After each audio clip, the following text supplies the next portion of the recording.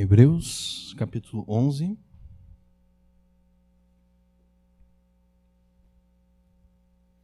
Nós vamos ler a partir do versículo 32.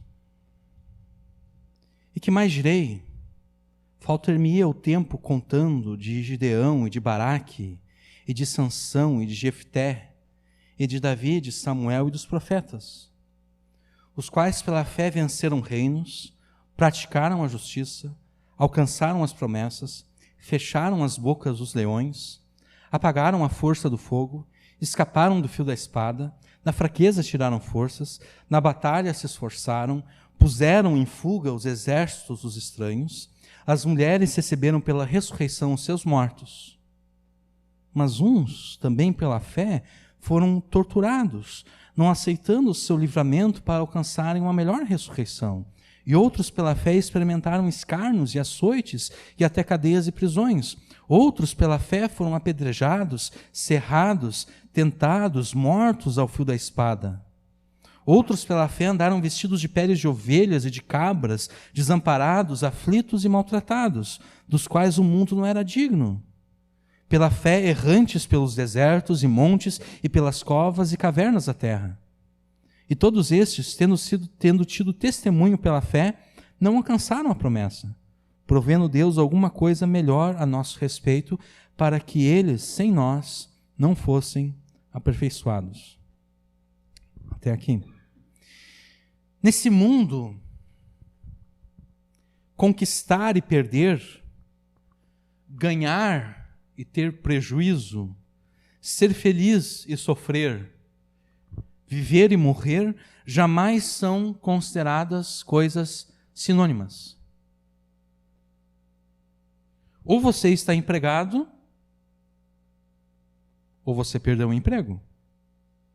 Ou você ganhou dinheiro, ou você teve prejuízo. Ou você está feliz, ou você está sofrendo. Ou você está vivo, ou você está morto. Esse tipo de pensamento faz todo sentido. Faz todo sentido, pelo menos, para quem vive nesse mundo como nós vivemos nesse mundo. Faz todo sentido pensar assim. Mas como crentes em Jesus e filhos de Deus, nós somos chamados a viver nesse mundo sem usar os conceitos desse mundo. Nós somos chamados por Deus a vivermos esse mundo usando os conceitos de Deus que estão explicitados na sua palavra. E um dos conceitos que nós, como povo de Deus, devemos assumir é que muitas vezes, para conquistarmos, é necessário perder. Em muitas circunstâncias, para ganharmos, é necessário ter prejuízo. Para sermos felizes, será necessário sofrer. E para vivermos, nós deveremos morrer. Esse é um conceito que nós temos que assumir e viver por esse conceito nesse mundo. Se é que nós queremos viver com a fé com a qual esses homens aqui também viveram. Nós devemos assumir esse conceito de que é necessário, muitas vezes, perder para conquistar, morrer para viver, sofrer para ser feliz e assim por diante. Hebreus capítulo 11, versículos 32 até o 40 nós estamos. Até aqui tudo bem. O problema é que, infelizmente, muitas vezes se ensina nas igrejas o exato oposto disso. Muitas vezes nas igrejas, nas pregações que existem no YouTube, se ensina o exato oposto disso. Se ensina que somente é bem-sucedido, o povo de Deus somente é bem-sucedido quando ele é bem-sucedido aos olhos do mundo.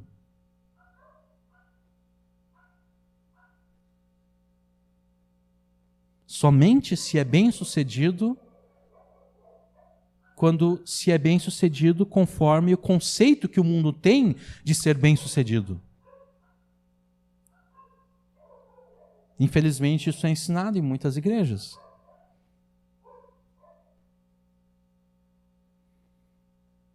Muitos pastores ensinam os crentes a viverem conforme os conceitos mundanos. Não a viver segundo os conceitos de Deus. A questão é que Deus não se sujeita a essas deturpações da sua palavra. Só porque alguém diz alguma coisa acerca de Deus, alguma coisa falsa acerca de Deus, Deus não se sujeita àquela pessoa e diz, bom, já que agora o fulano de tal falou isso acerca de mim, então agora é melhor eu me adequar e eu começar a me comportar da forma como essa pessoa falou acerca de mim. Deus não pensa assim.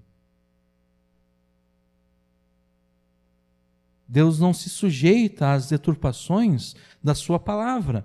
E o que significa então que muitas vezes, apesar do que é ensinado por aí, muitas vezes o povo de Deus vai ter que sofrer perdas, prejuízos, sofrimentos e até mesmo a morte nesse mundo.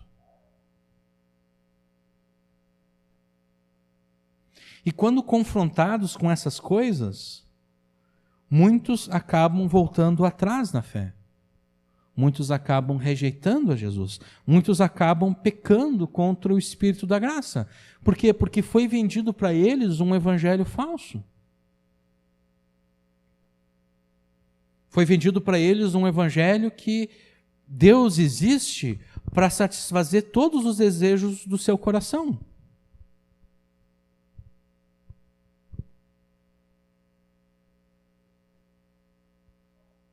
Tem um versículo assim na Bíblia, que Deus, alegra-te do Senhor, Ele vai satisfazer os desejos do coração. Esse versículo a gente vai ver mais tarde, se nós tivermos tempo. Essa pregação aqui eu estou temendo que ela vai ser muito longa. Se tivermos tempo, nós vamos ver esse versículo. Mas é vendido para as pessoas a ideia de que Deus só existe para satisfazer os seus desejos. E daí, quando Deus não satisfaz os desejos, a pessoa volta atrás na fé. Ela rejeita Jesus, ela peca contra o Espírito da graça. Porque ela não está recebendo aquilo que foi prometido a ela. Ela foi vítima de uma propaganda enganosa. Ou, para usar a ilustração que nós usamos na pregação passada, ela foi pescada para o reino de Deus, não com a rede do Evangelho, mas com uma vara e um anzol. Uma vara, né, com a isca ali que enganou ela. A isca sempre é enganosa, a isca sempre engana o peixe. Ela foi pescada para o reino de Deus, mas da forma errada. Em vez de ser lançado a rede no mar, a pessoa usou uma vara, usou uma isca. A pessoa foi enganada. E agora ela quer voltar atrás. Tudo isso porque ela foi ensinada a tentar viver a vida cristã nesse mundo, não segundo os conceitos de Deus, mas segundo os conceitos do mundo. De que para ser sucedido, só é bem-sucedido aqueles que são bem-sucedidos de acordo com o mundo. E quem volta atrás na fé, acaba por jogar fora a promessa de Deus que Ele preparou para o seu povo. É isso que acontece. Deus tem uma promessa para o seu povo, e quem volta atrás rejeita essa promessa. Joga fora a promessa de Deus. Então, como evitar que as perdas, os sofrimentos, os prejuízos e a morte que nos ameaçam como crentes nesse mundo, nos leve a desistir da fé e assim rejeitar a promessa de Deus? Como evitar que isso aconteça com cada um de nós e com os nossos irmãos que não estão aqui? Nós devemos imitar a mesma fé que o povo de Deus teve ao longo da história da redenção.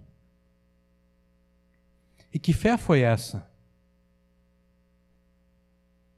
A fé que conquista muitas coisas para Deus e ao mesmo tempo está preparada para perder muitas outras coisas em nome de Deus.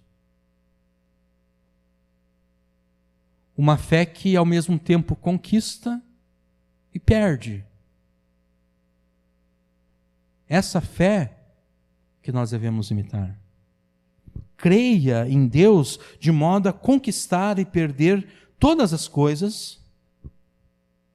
Creia em Deus de modo a conquistar e perder todas as coisas, e você alcançará a promessa. É esse tipo de fé que esses versos aqui nos ensinam, do versículo 32 até o versículo 40. É esse tipo de fé. A fé que conquista tudo e também perde tudo. E foi para imitar essa fé que o Espírito Santo colocou esses versos diante de nós essa noite. Creia em Deus de modo a conquistar e perder todas as coisas, e você alcançará a promessa de Deus. O escritor de Hebreus ele tomou bastante tempo citando os exemplos de fé dos vários personagens do Antigo Testamento. Ele começou no versículo 1, e daí, na verdade, ele começou a dar os exemplos a partir do versículo 2, Por ela, os antigos alcançaram testemunho, pela fé entendemos que os mundos, pela palavra de Deus, foram criadas, pela fé Abel ofereceu a Deus, maior sacrifício, pela fé Enoque, aí depois Noé, depois Abraão e assim por diante. Ele gastou bastante tempo nisso, ele gastou 31 versículos, dando esses exemplos de fé para os seus leitores e para nós também. Mas agora, o escritor de Hebreus, ele acelera as suas ilustrações da fé do povo de Deus. E ele faz isso pela falta de tempo. Porque ele cita Davi aqui. Imagina se ele fosse citar todos os exemplos de fé que Davi teve. Ele ia escrever no mínimo mais uns 2 capítulos.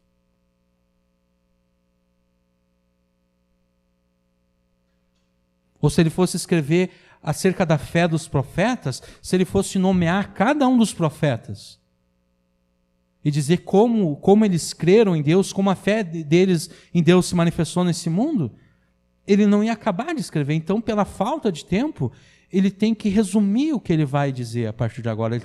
Ele acelerou a argumentação dele. Mas isso não quer dizer que a fé desses que ele vai tratar a partir de agora, de forma rápida, seja de alguma forma inferior à fé daqueles que ele tratou até agora. Não quer dizer que a fé de Gideão, Baraque, Sansão, Jefté, Davi, Samuel e dos profetas seja uma fé inferior à fé de Abel, Enoque, Noé, Abraão e assim por diante. Pelo contrário, todos os exemplos citados, mesmo aqueles breves e até aqueles anônimos, porque ele cita pessoas anônimas aqui. Ele diz outros, são pessoas que não têm nem mesmo nome no Antigo Testamento. Todos os exemplos citados, mesmo os breves e até os anônimos, devem servir para alimentar e fortalecer a nossa fé.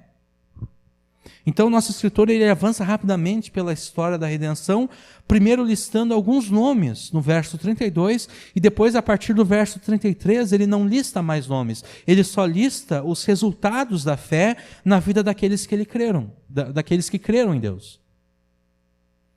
No verso 32, então, ele menciona Gideão, Baraque, Sansão, Jefté, que eram juízes. Se nós formos ler o livro de Juízes, lá no Antigo Testamento, nós vamos encontrar esses homens lá. Gideão, Baraque, Sansão e Jefté. Ele cita Davi, que foi rei sobre Israel. Ele cita Samuel, que exerceu ao mesmo tempo a posição de juiz, profeta e sacerdote. E ele cita os demais profetas. Ele diz, faltar-me-ia o tempo contando de Gideão, de Baraque, de Sansão, de Jefté, de Davi e de Samuel e dos profetas. Mas quem são esses homens que ele cita aqui? Confiando na palavra de Deus, Gideão com um exército de apenas 300 homens, derrotou a multidão do exército dos midianitas, que eram um dos inimigos do povo de Deus. O exército dos midianitas eram milhares e milhares de soldados. E Gideão, por determinação de Deus, foi à luta, foi à guerra apenas com 300 soldados. E pela fé, ele venceu a batalha. Ele creu na estratégia de Deus.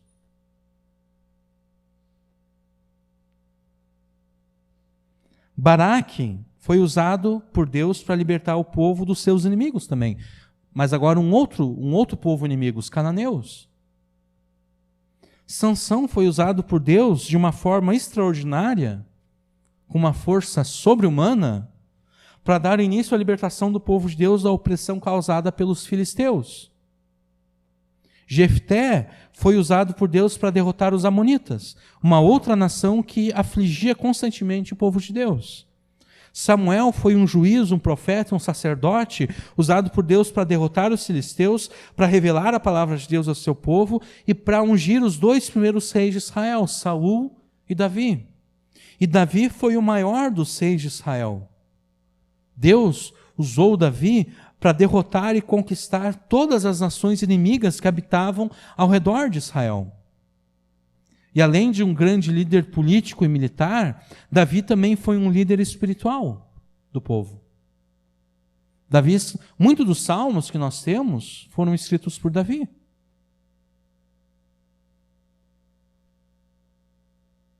E os profetas, eles são citados como um grupo. Ele só diz os profetas.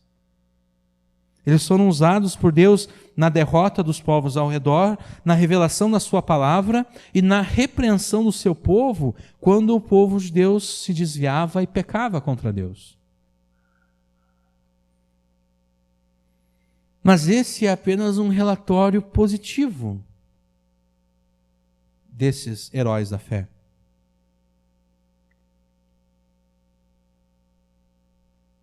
É apenas um relatório positivo, só cita aquelas coisas boas que eles fizeram. Mas a palavra de Deus não é como nós. Nós sempre procuramos esconder das outras pessoas as nossas falhas, os nossos erros e os nossos pecados. Nós sempre procuramos apresentar para as pessoas aquilo que de melhor nós temos em nós mesmos. Então a gente sempre esconde aquelas coisas feias, aquelas coisas não tão agradáveis assim. Aquelas coisas não tão atraentes assim em nós. Mas a palavra de Deus não faz isso. A palavra de Deus é extremamente aberta com relação aos erros, falhas e pecados cometidos por aqueles que pela fé serviram a Deus nesse mundo. A palavra de Deus não tenta esconder nada. A palavra de Deus é franca, é aberta, é verdadeira, é sincera. A palavra de Deus fala aquilo que é. A pessoa creu em Deus, ela foi um grande herói da fé, sim, foi um grande herói da fé, mas ela também cometeu esses erros e aqueles pecados. E o autor de Hebreus, ele sabe disso, e ele sabe também que ao mencionar esses heróis da fé, os seus leitores e ouvintes, mais cedo ou mais tarde, vão descobrir as falhas, os erros e os pecados desses homens. Na verdade, é bem provável que os leitores do escritor de Hebreus, por serem judeus, já soubessem das falhas desses homens. Eles eram judeus, eles conheciam muito bem a história do Antigo Testamento.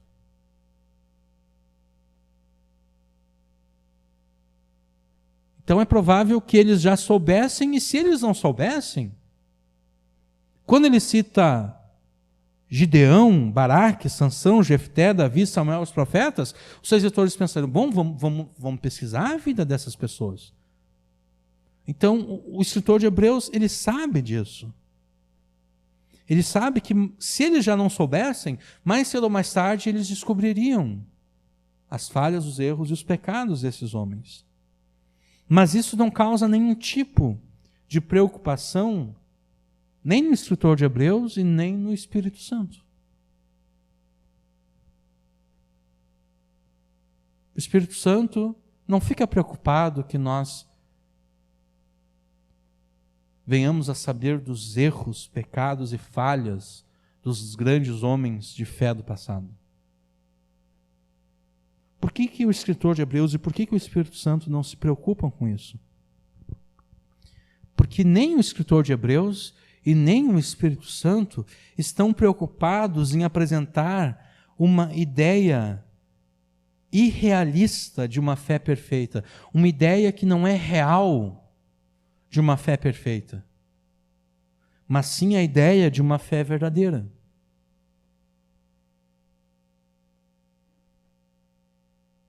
Não existe fé perfeita porque nenhum de nós é perfeito.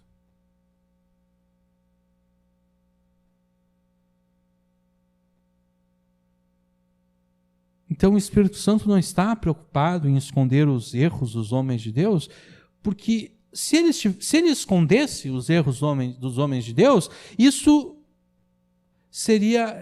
estaria ensinando errado a nós. Ele estaria ensinando que existe uma fé perfeita, que não comete nenhum erro, que não tem nenhum deslize, que não tem nenhuma falha, que não cai em nenhum pecado.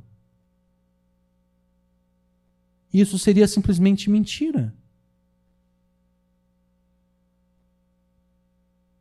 E o problema de assumir uma posição de absoluta perfeição é que quando nós nos descobrimos imperfeitos, a gente vai cair em depressão e muitas vezes a gente vai se sentir tentado a desistir da caminhada cristã.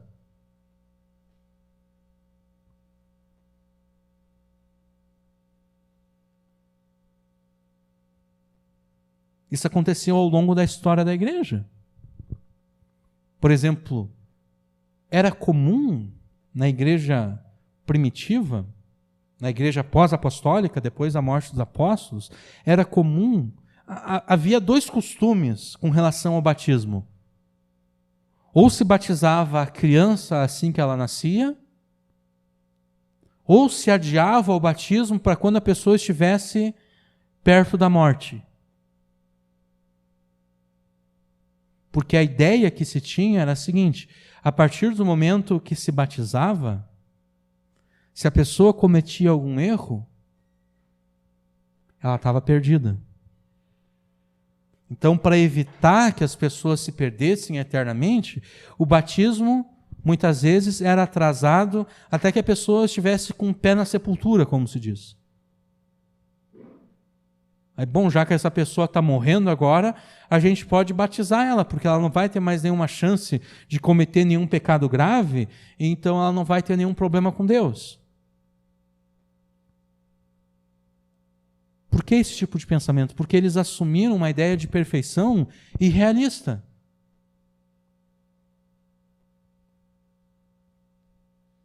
Eles assumiram uma ideia de que qualquer erro, qualquer deslize que a pessoa cometa, isso condena a pessoa eternamente.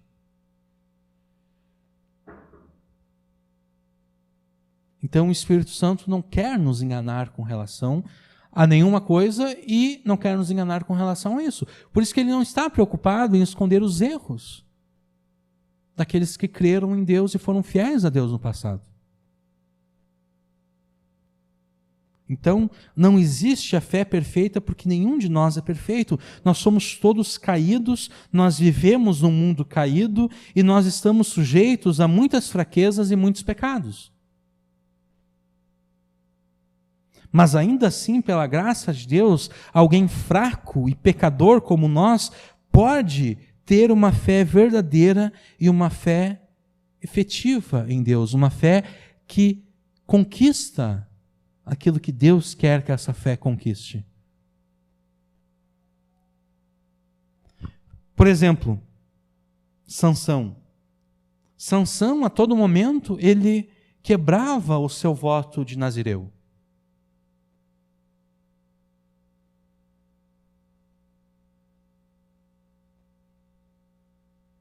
Ele não deveria, como um nazireu de Deus, ele não deveria tocar nenhum cadáver.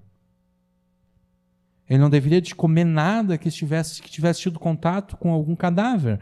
No entanto, ele tocou o cadáver do leão, ele matou um leão, né? E depois ele comeu do mel que as abelhas fizeram uma colmeia no cadáver do leão, e ele comeu daquele mel. Ele estava quebrando o voto que Deus havia obrigado ele a seguir. A todo momento ele estava sendo infiel a Deus.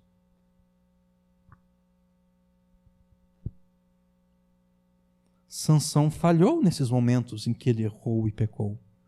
Já Jefté, embora ele tenha tido fé em Deus, mas ele demonstrou falta de fé em Deus quando ele fez um voto impensado. Ele votou que, ele disse o seguinte: se Deus me ajudar a derrotar os inimigos do povo, aquilo que primeiro sair ao meu encontro, quando eu estiver voltando da vitória, eu vou sacrificar a Deus.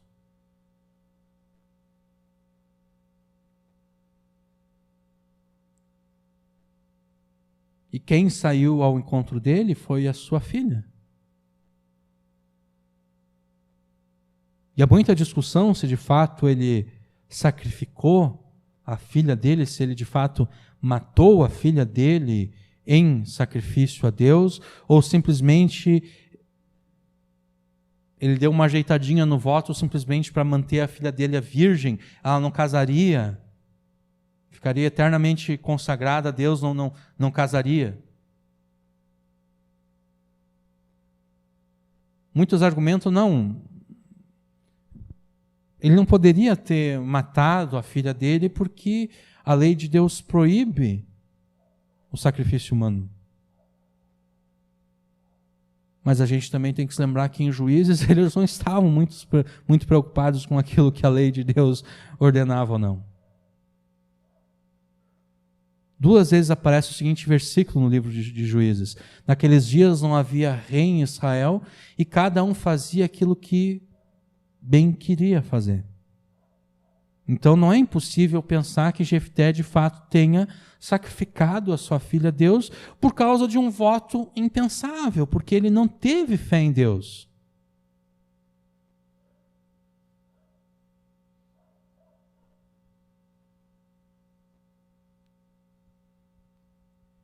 Por essas atitudes que tiveram, Sansão e Jefté não nos parecem exemplos de fé, né? Mas antes de nós o julgarmos de forma apressada, nós temos que nos esforçar para entender o contexto em que eles viveram. O período retratado no livro de Juízes é provavelmente o período de maiores trevas espirituais que o povo de Deus experimentou. Talvez seja o período de maior escuridão espiritual sobre Israel, aquele período dos Juízes.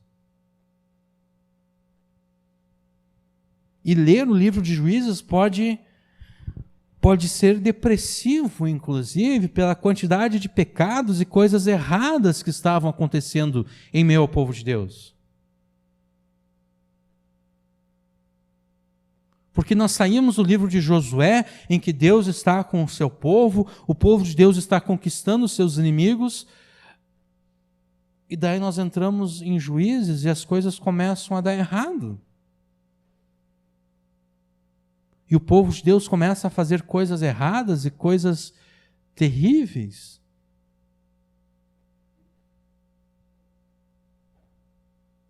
Mas Deus, na sua graça e na sua misericórdia, Ele usou homens imperfeitos, como Sansão e Jefté, e a fé desses homens, que por vezes era uma fé falha, Deus usou eles para libertar o seu povo e exercer um mínimo de juízo e justiça nos seus dias.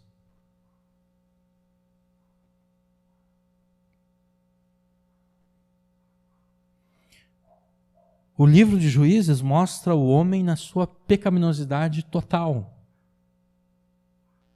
Mas o ponto é que mesmo quando há grandes trevas espirituais, Deus ainda tem um remanescente entre o seu povo. Deus ainda concede o dom e a graça da fé, mesmo em meio a tempos tenebrosos, mesmo em meio a tempos em que só existe escuridão espiritual.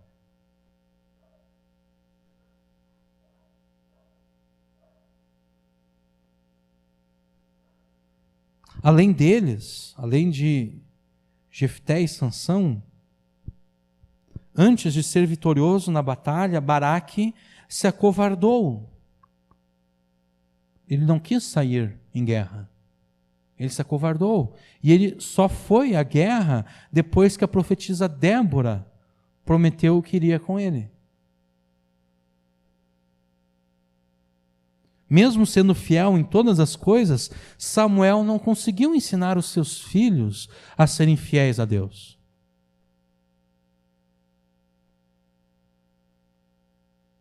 Dois motivos levaram Israel a querer um rei sobre si. O primeiro é que Israel queria ser como as demais nações. Eles queriam ter um rei. E a segunda razão que eles dão para Samuel é que os teus filhos, Samuel, eles não seguem os teus caminhos.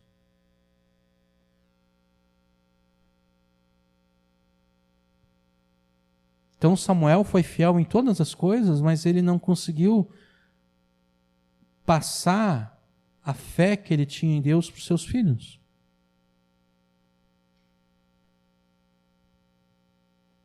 Davi, o grande rei de Israel, também cometeu adultério,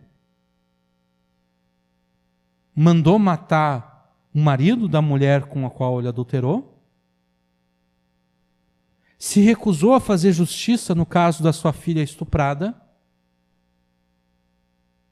o que causou todo aquele problema com Absalão depois. E ele demonstrou também falta de fé ao numerar o povo, já no final da sua vida. Não no final da sua vida, mas mais perto do final da sua vida. Isso deve servir de consolo em meio às nossas fraquezas e falhas. Porque se Deus pôde usar homens como esses, que cometeram pecados desse tipo, então Deus pode nos usar também. Então isso deve servir de consolo nas nossas fraquezas e falhas, mas nunca como uma justificativa para os nossos pecados.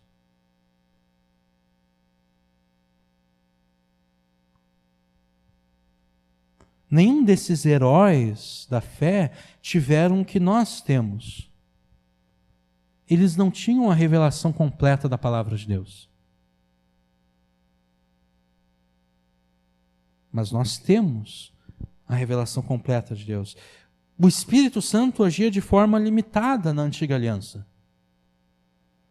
Mas na nova aliança, o Espírito Santo foi derramado de forma abundante sobre o povo de Deus, sobre a igreja. Isso quer dizer que, se com todas as limitações aqueles homens lá conquistaram grandes coisas para Deus, nós podemos fazer muito mais do que eles, porque nós temos muito mais do que eles tiveram.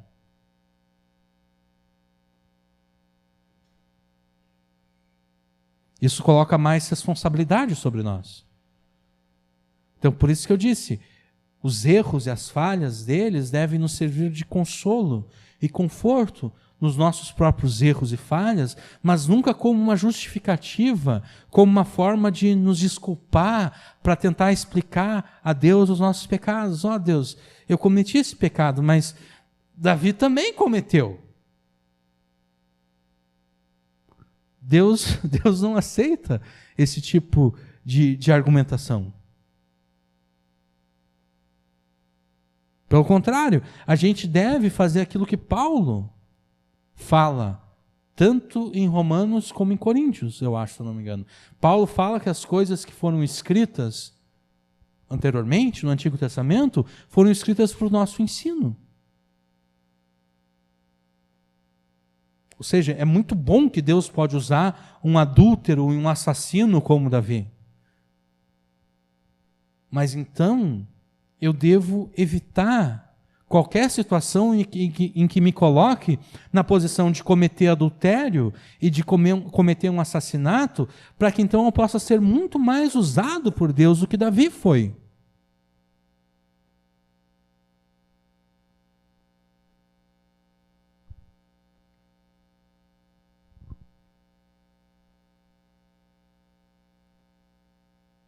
Nós podemos, então, fazer muito mais do que eles. Nós podemos conquistar muito mais do que eles, porque nós temos muito mais da parte de Deus do que eles tiveram. Mas o que foi que eles conquistaram para Deus? A partir do versículo 33, ele fala o que eles conquistaram para Deus. A partir de agora, o nosso escritor ele para de citar os nomes dos heróis da fé e ele começa a falar o que esses heróis conquistaram para Deus. E é importante ressaltar aqui que o que se segue, a partir de agora, tem como prefixo, por assim dizer, a fé em Deus, conforme aquilo que está escrito no versículo 33, os quais, pela fé, esse pela fé aqui, ele está subtendido em todas as coisas. Nos demais versículos, pela fé, pela fé, pela fé. Então, o que eles fizeram? Versículo 33, os quais, pela fé, venceram reinos. Pela fé, eles conquistaram reinos. Eles obtiveram vitórias militares e políticas. Josué fez isso. Os vários juízes fizeram isso. Samuel, Davi. Derrotaram reinos, conquistaram reinos. Pela fé, eles praticaram a justiça. Em Israel, os juízes Samuel e Davi procuraram julgar as causas do povo segundo a lei de Deus. Salomão também. Eles praticaram a justiça, eles fizeram aquilo que era certo. Atos de justiça praticados sem fé em Deus não são atos de justiça aceitos por Deus.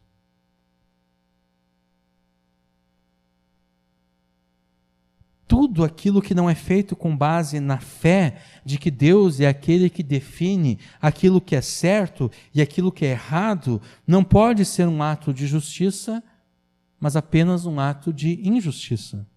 Aquele que promove a justiça deve fazer pelo seu temor a Deus e reconhecimento de que Deus é o juiz dos juízes e Jesus é o juiz dos vivos e dos mortos.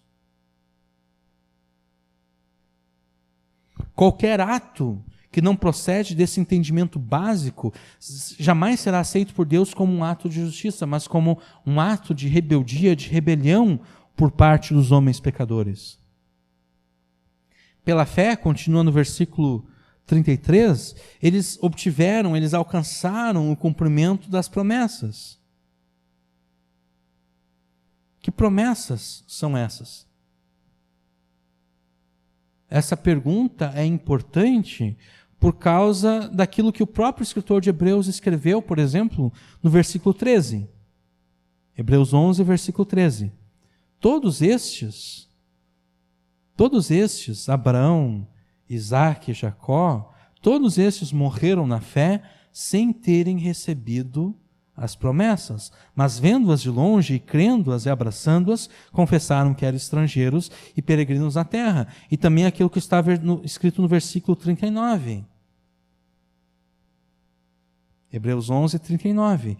E todos estes, tendo recebido testemunho pela fé, não alcançaram a promessa. Então, como é que o escritor de Hebreus pode afirmar no versículo 33 que eles alcançaram promessas e logo depois afirmar que eles não alcançaram a promessa? Então, que promessas são essas que eles alcançaram? Com certeza não é a maior de todas as promessas. É isso que o escritor de Hebreus quer dizer no versículo 13 e no versículo 39. Todos estes morreram sem alcançar a promessa, sem alcançar a maior de todas as promessas de Deus. Mas pela fé, eles obtiveram o cumprimento de promessas menores, de promessas pontuais, de promessas cumpridas temporariamente como sombras e tipos da maior de todas as promessas. Os filhos de Abraão foram feitos uma nação numerosa e eles herdaram a terra de Canaã. Mas o cumprimento dessas promessas serve apenas como sombra e tipo da maior de todas as promessas de Deus. Porque o próprio escritor de Hebreus fala aqui que Abraão, ele esperava a cidade de Deus. Ele não esperava meramente uma possessão terrena. Ele esperava uma possessão celestial. Ainda no versículo 33, no finalzinho. Pela fé eles fecharam a boca dos leões. E nós nos lembramos rapidamente de Daniel na cova dos leões.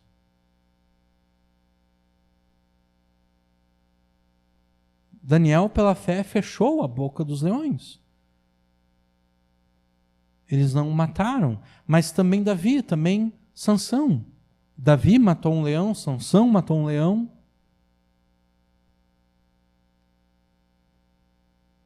Aí no versículo 34, pela fé venceram o poder do fogo.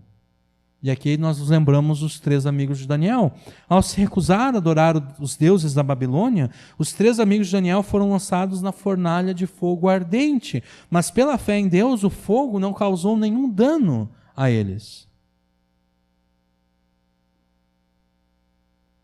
Pela fé eles escaparam do fio da espada. Muitos heróis da fé creram que Deus os livraria da morte e os protegeria.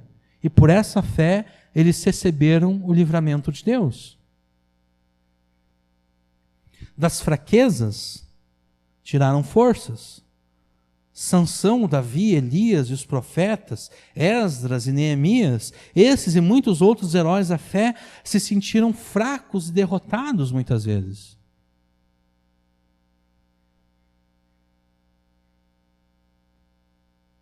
Mas pela fé da sua fraqueza, surgiu força. E nós sabemos de onde vem essa força, porque Paulo diz: quando eu sou fraco, então eu sou forte. Porque a graça de Deus, o poder de Deus se aperfeiçoa na fraqueza.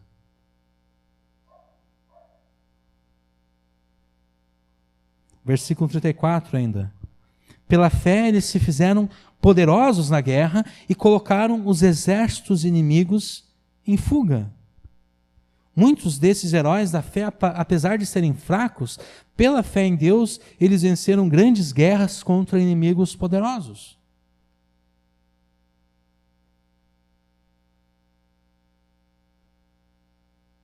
Quando se lê acerca da história de Davi, a gente lê acerca dos grandes guerreiros que Davi tinha.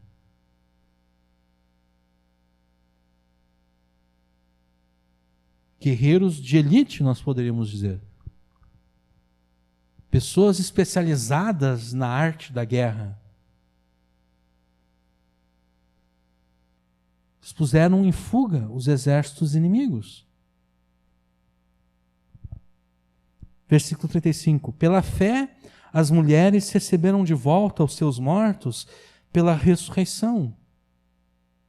Os profetas Elias e Eliseu foram usados por Deus no Antigo Testamento para ressuscitar os filhos de 2 mulheres. Elias foi usado por Deus para ressuscitar o filho da viúva que o estava sustentando durante aqueles anos de seca, e Eliseu foi usado para ressuscitar o filho de uma mulher que o ajudava no ministério, que tinha construído uma casa para ele, nos fundos do terreno dela, para que...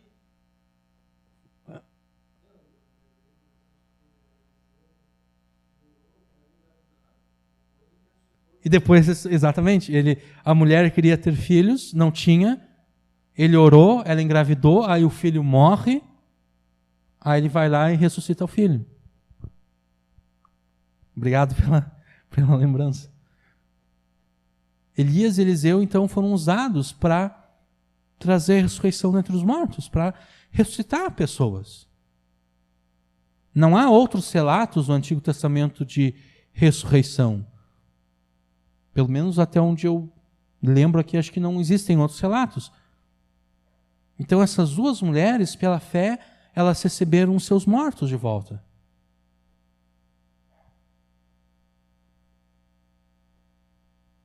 Você e eu não temos desculpa para nossa apatia e falta de efetividade em conquistar coisas grandes para Deus nesse mundo. Todas essas ações sublinhadas aqui pelo autor significam o avanço e a vitória do povo de Deus nessa terra. Na semana passada nós dissemos que pela fé nós devemos participar das vitórias de Jesus nesse mundo. Mas como nós fazemos isso? Como nós participamos das vitórias de Jesus nesse mundo? Pregando o Evangelho às pessoas com as quais nós convivemos. Mas além disso, indo atrás das pessoas para pregar a elas acerca do Evangelho.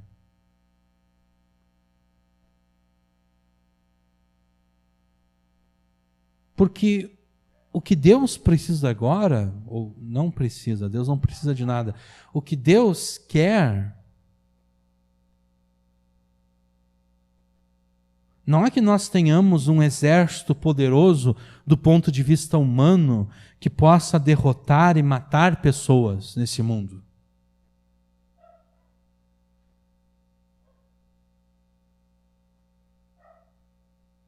O que Deus quer é que o seu povo se faça poderoso na guerra espiritual nesse mundo, no avanço do reino de Deus nesse mundo, na pregação do Evangelho nesse mundo.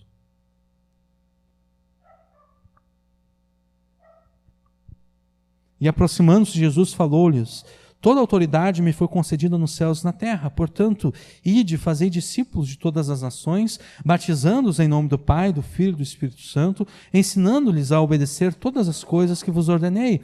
E eu estou convosco todos os dias até o final dos tempos.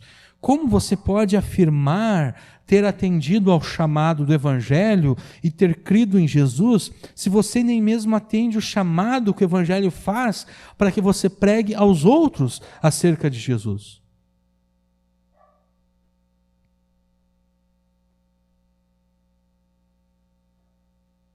É da natureza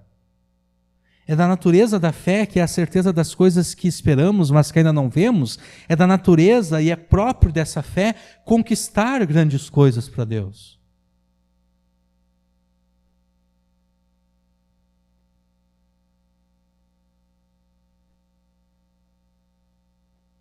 A fé, que é a certeza das coisas que nós esperamos, mas que ainda não vemos, é natural que essa fé conquiste coisas para Deus. É antinatural que essa fé fique inerte, fique infrutífera.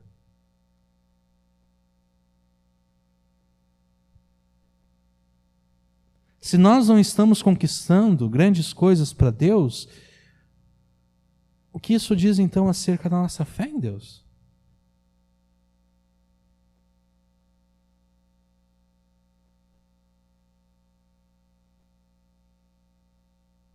E aqui a gente fica tentado a usar as nossas falhas, os nossos erros e os nossos pecados como desculpa e justificativa para não nos dispormos a, pela fé, conquistar grandes coisas para Deus nesse mundo. Mas como nós vimos antes, nenhum dos heróis da fé citados aqui estavam isentos de erros, falhas e pecados.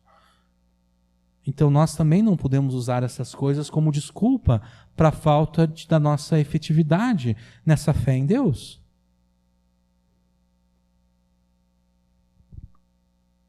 Talvez você se sinta fraco e derrotado e incapaz de conquistar coisas para Deus.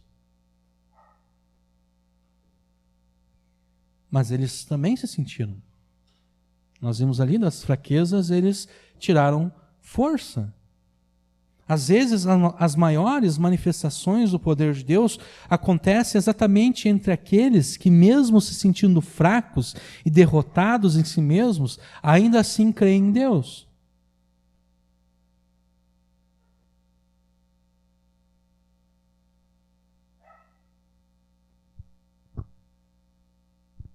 Mas ele me disse: a minha graça te é suficiente, pois o meu poder se aperfeiçoa na fraqueza. Por isso, de muita boa vontade, me gloriarei nas minhas fraquezas, a fim de que o poder de Cristo repouse sobre mim. Por isso eu me contento nas fraquezas, nas ofensas, nas dificuldades, nas perseguições, nas angústias por causa de Cristo. Pois quando sou fraco, então é que sou forte. Todos nós somos fracos. E a gente pode cometer 2 erros com relação à nossa fraqueza. O primeiro erro é não reconhecer a nossa fraqueza. O primeiro erro é agir como a igreja de Laodiceia. A igreja de Laodiceia achava que estava com tudo. Se achava rica, se achava poderosa, achava que tinha visão espiritual. Mas Jesus diz: vocês são pobres, cegos e nus. Então, o primeiro erro que a gente pode cometer com relação à nossa fraqueza é não reconhecer a nossa fraqueza. É achar que de fato nós somos fortes. E quando nós não reconhecemos a fraqueza, a nossa própria fraqueza, quando nós pensamos que somos fortes, nós acabamos nos tornando independentes de Deus. Nós acabamos pensando que nós podemos fazer qualquer coisa e que se Deus quiser ajudar, tudo bem, mas a gente nem precisa tanto da ajuda dele, porque a gente consegue fazer as coisas por nós mesmos. Esse é o primeiro erro com relação à fraqueza, não reconhecer a fraqueza. O segundo erro é reconhecer a fraqueza, mas não conseguir escapar dessa fraqueza.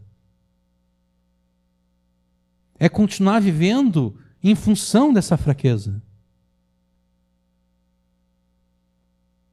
É ficar sempre pensando: ai, coitadinho de mim, como eu sou fraco, como eu sou isso, como eu sou aquilo.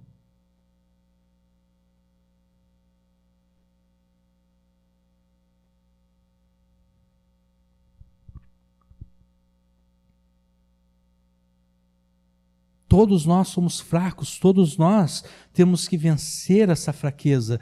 E a forma de vencer essa fraqueza e o sentimento de ser um derrotado é seguir aquilo que Paulo falou ali em 2 Coríntios. É nos gloriarmos nas dificuldades que nos causam sofrimento, vergonha e pavor. Em vez de sofrer e ter vergonha e ter pavor por aquelas coisas que nos fazem mal, é nos gloriar nessas coisas.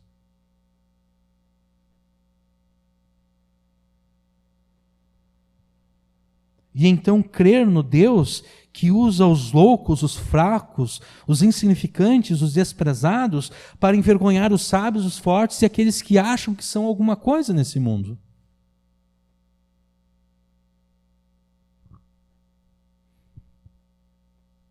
E eu estou falando aqui de conquistar grandes coisas para Deus, mas o que significa conquistar grandes coisas para Deus?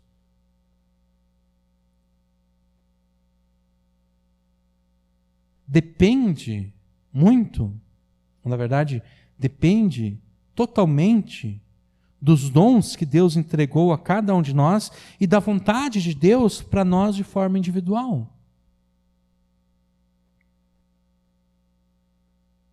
Jesus contou aquela parábola dos talentos, né? Um recebeu 5, outro recebeu 2 e outro recebeu 1. São diferentes capacidades para conquistar coisas grandes para Deus.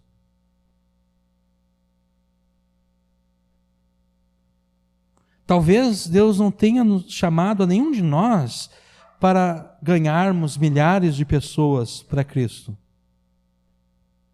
Talvez nenhum de nós tenha sido chamado para isso, para ganhar milhares de pessoas para Jesus. Mas talvez nós tenhamos sido chamados para isso. E como é que a gente vai descobrir? Pregando o Evangelho.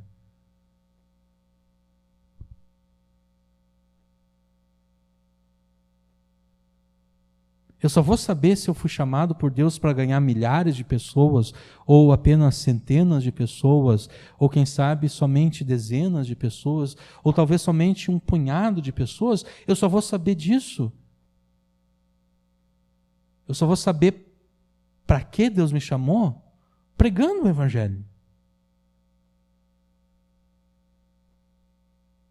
E se Deus me chamou para ganhar milhares de pessoas, e ao pregar o Evangelho eu ganhar milhares de pessoas para Jesus, então eu vou ter conquistado para Deus grandes coisas. E se Deus me chamou para ganhar apenas um punhado de pessoas, e eu pregar o Evangelho e eu ganhar aquele punhado de pessoas para Jesus, eu também vou ter conquistado grandes coisas para Deus. Porque o meu chamado é diferente daquele que foi chamado para ganhar milhares. Mas eu só vou saber, de fato, para que eu fui chamado a partir do momento que eu faço aquilo para o qual eu fui chamado. Eu sei que eu fui chamado para pregar o Evangelho. Eu não sei quantas pessoas eu fui chamado para alcançar. Mas então eu devo fazer aquilo que eu sei. Pregar o Evangelho.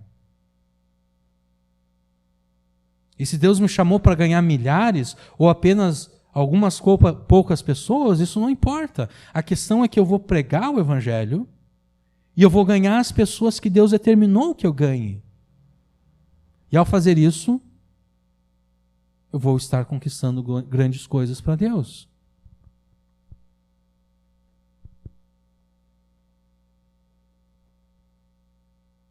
A contabilidade do reino de Deus, ela funciona de forma diferente. A contabilidade do mundo sempre pensa em termos de quantidade. Quanto mais, melhor. Quanto mais bem-sucedido aquela pessoa foi. Mas a contabilidade do reino de Deus funciona de forma diferente. Jesus sentou-se em frente ao cofre das ofertas e observava como a multidão colocava dinheiro no cofre. Muitos ricos depositavam ali muito dinheiro. Veio, porém, uma viúva pobre e colocou no cofre 2 moedinhas que valiam um quadrante. Chamando ele os seus discípulos, disse-lhes: em verdade vos digo que essa viúva pobre deu mais do que todos os que colocaram ofertas no cofre, porque todos deram daquilo que lhe sobrava, mas ela, da sua pobreza, deu tudo o que possuía, deu todo o seu sustento. Do ponto de vista quantitativo, Jesus está errado aqui. Do ponto de vista quantitativo, aquela mulher deu menos do que todos os outros, porque ela só deu 2 moedinhas.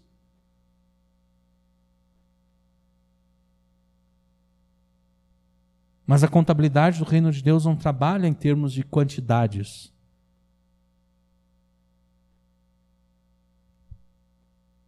A contabilidade do reino de Deus trabalha em termos de proporcionalidade. Todos aqueles ricos, eles deram apenas aquilo que sobrava. Eles não deram tudo de si para Deus. Eles só deram aquilo que estava sobrando, aquilo que eles não precisavam. Já aquela viúva, ela deu tudo aquilo que ela tinha.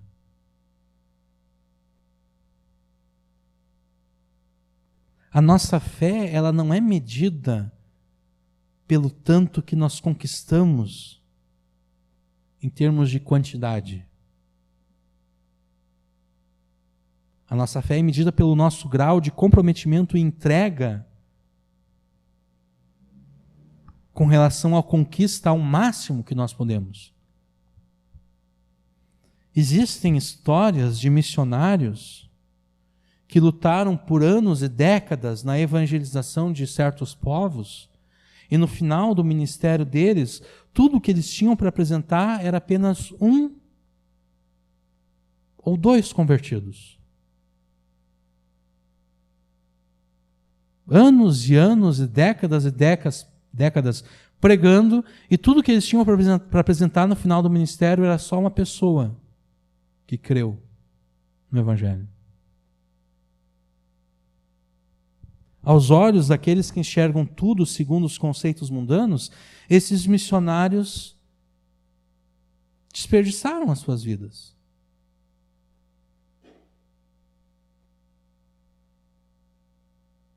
Esses missionários foram grandes derrotados.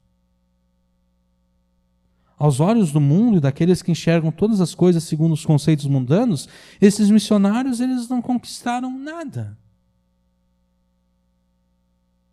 Tudo que eles fizeram foi perda de tempo.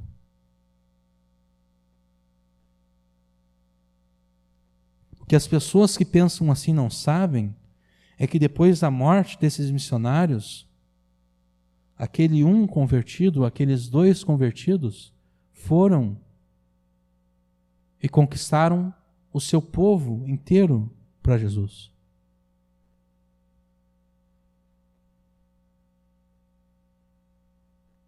E Deus, que enxerga todas as coisas do ponto de vista da história, Deus sabe que quem conquistou aquele povo inteiro foi aquele missionário. Mesmo que do ponto de vista humano, ele tenha sido o maior fracasso, mas foi ele que conquistou aquele povo inteiro.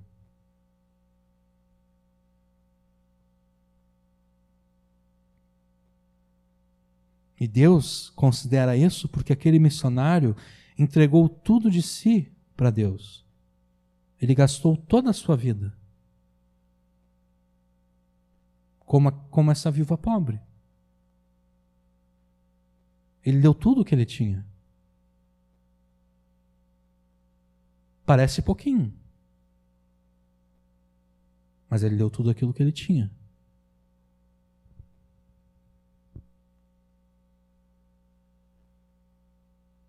E você tem entregue tudo de si a Jesus?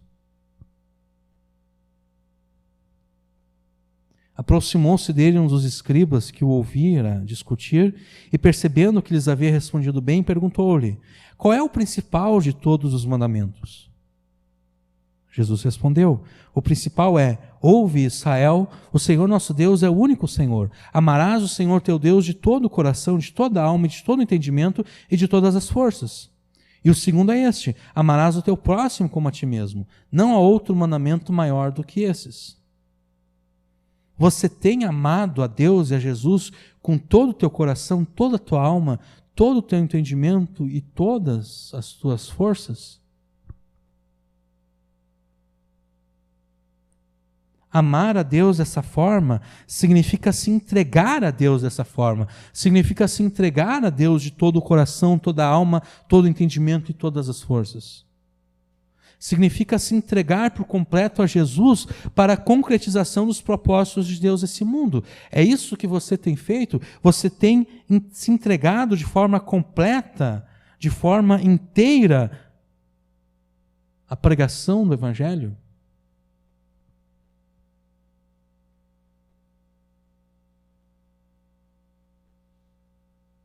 Todo o coração, todo o entendimento, todas as forças, você tem usado isso para a pregação do Evangelho?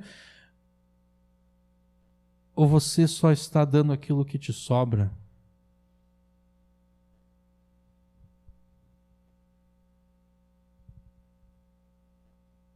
Deus não aceita aquilo que sobra. Porque se Deus está recebendo apenas aquilo que sobra, isso quer dizer que outro está recebendo todo o resto. E esse outro é o verdadeiro Deus da vida dessa pessoa.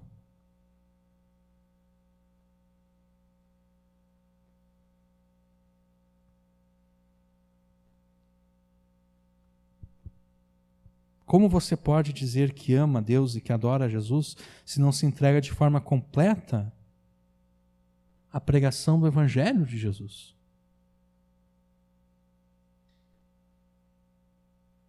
Como você pode dizer que crê em Deus se a tua fé não te leva a se entregar por completo para conquistar grandes coisas para Deus? Uma fé que não se entrega por completo a Deus para participar das vitórias de Jesus nesse mundo é uma fé falsificada. Uma fé que uma hora ou outra vai voltar atrás. E ela vai voltar atrás exatamente porque não se entregou por completo. Porque se entregou simplesmente naquelas coisas que estavam sobrando.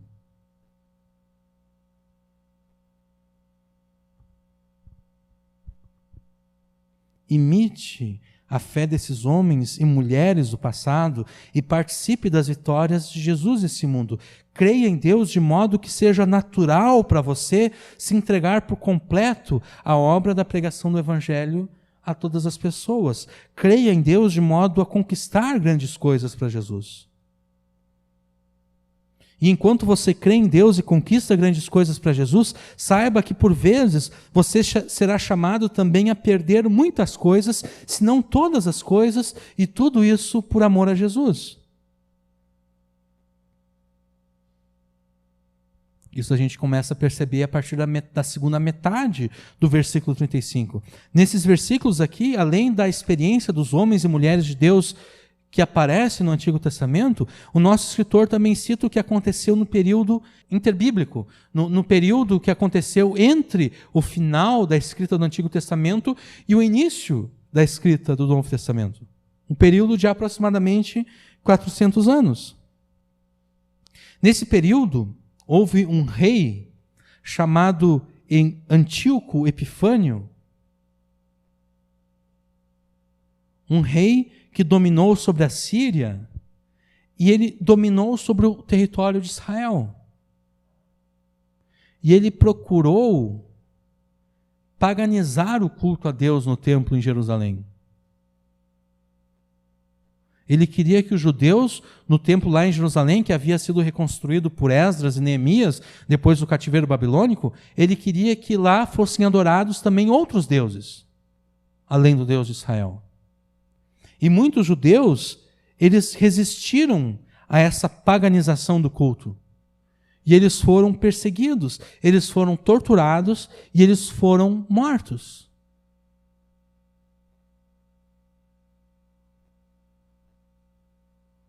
E é exatamente aqui que o escritor de Hebreus começa, na segunda metade do versículo 35. E a gente deve se lembrar novamente que, pela fé aqui do versículo 33, está implícito também. Então, na segunda metade do 35, uns, pela fé, foram torturados, não aceitando o seu livramento para alcançarem uma melhor ressurreição. Uma ressurreição melhor do que aquelas efetuadas por Elias e Eliseu. Eles poderiam ter sido livres da tortura e da morte. Está aqui no versículo 35. Não aceitando o seu livramento. Eles poderiam ter sido livres, mas eles não aceitaram o livramento. Por que eles não aceitaram o livramento? Porque para serem livres, eles teriam que abandonar a fé em Deus. Para serem libertos dessa tortura e dessa morte, eles deveriam se tornar infiéis para com Deus. Então, por isso que eles não aceitaram o seu livramento. Eles preferiram permanecer firmes na fé e assim aceitaram a tortura e a morte, porque eles esperavam uma melhor ressurreição. Eles esperavam uma ressurreição melhor do que aquelas que foram efetuadas por Elias, Eliseu, o próprio Jesus e os apóstolos. As pessoas que Elias, Eliseu, Jesus e os apóstolos ressuscitaram, essas pessoas experimentaram apenas um adiamento da morte. Elas morreram, daí chegou Elias, Eliseu, chegou Jesus, chegaram os apóstolos e ressuscitaram aquelas pessoas que haviam morrido. Mas o que aconteceu depois de alguns anos? Elas morreram de novo.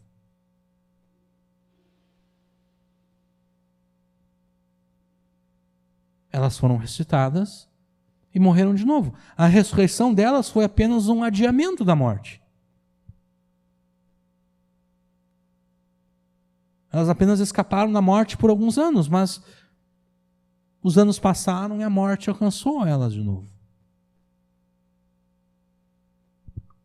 Mas a ressurreição daqueles que morreram, ou a ressurreição esperada por aqueles que morreram na sua fidelidade a Deus, não é um mero adiamento da morte. Essa ressurreição melhor aqui é a concretização da vida eterna. A ressurreição que eles esperavam alcançar pela sua fé é a ressurreição do último dia, depois que Jesus ter derrotado todos os seus inimigos e por fim derrotado a morte, o último inimigo a ser derrotado. Era essa ressurreição que eles esperavam. A ressurreição escatológica, ela faz parte da maior de todas as promessas de Deus. Ressurreição essa pela qual o povo de Deus vai herdar os novos céus e a nova terra. Versículo 36. Pela fé, outros experimentaram zombaria, espancamentos, correntes e prisões. Versículo 37. Outros, pela fé, foram apedrejados. De acordo com a tradição judaica, o profeta Jeremias foi apedrejado pelo povo de Deus. No final do livro de Jeremias, Nabucodonosor invade Israel e muitos judeus eles fogem para o Egito. Deus havia dito através do profeta Jeremias que eles não deveriam de fugir para o Egito. Mas eles desobedecem a Deus, eles fogem para o Egito e eles, pensando que queriam de alguma forma impedir que Deus os castigasse, eles sequestram Jeremias com eles e eles levam Jeremias para o Egito, junto com eles.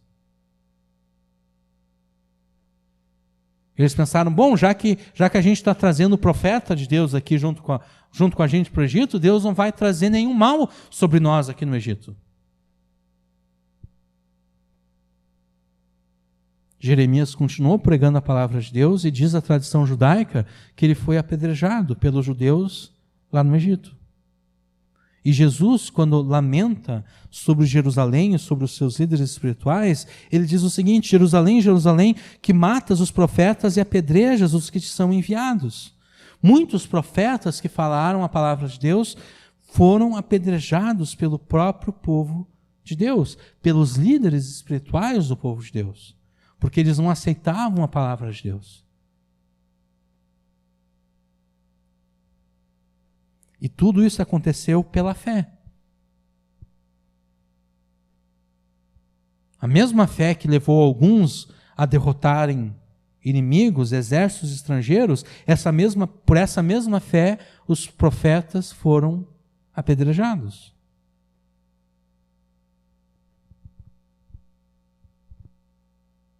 Ainda no versículo 37, outros pela fé foram cerrados ao meio. A tradição judaica afirma que Isaías foi cerrado ao meio. Mas ele não foi cerrado ao meio com uma serra bonitinha de metal, uma serra elétrica assim que faz um corte limpo e a pessoa está morta. Não, ele foi cerrado com uma serra de madeira, uma serra feita de madeira.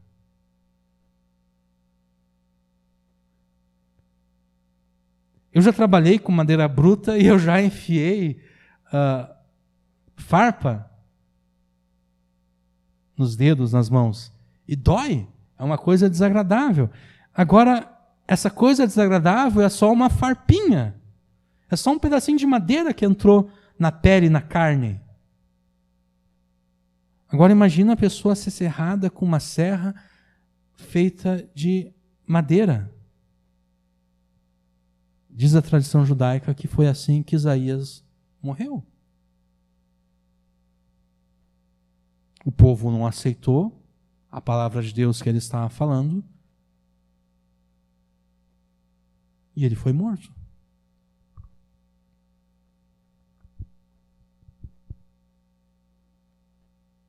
Ainda no versículo 37, outros pela fé foram mortos. Ou melhor, foram tentados, provados e então mortos ao fio da espada. E tem uma coisa interessante aqui, porque no versículo 34, pela fé, alguns escaparam do fio da espada, né? Olha só, versículo 34. Apagaram a força do fogo, escaparam do fio da espada. Aí no versículo 37, outros pela fé foram mortos ao fio da espada.